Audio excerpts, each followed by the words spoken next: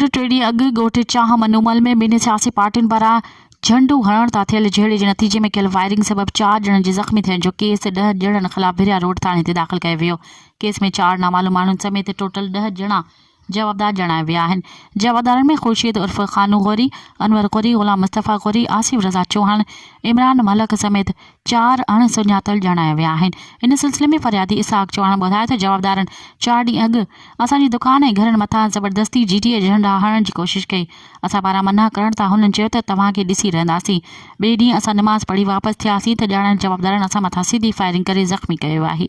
मज़ीद ख़बरनि ऐं तफ़सीलात लाइ विज़िट कयो असांजी वेबसाइट www.awamiNewsHD.com ऐं ॾिसंदा रहो अवामी न्यूज़ HD।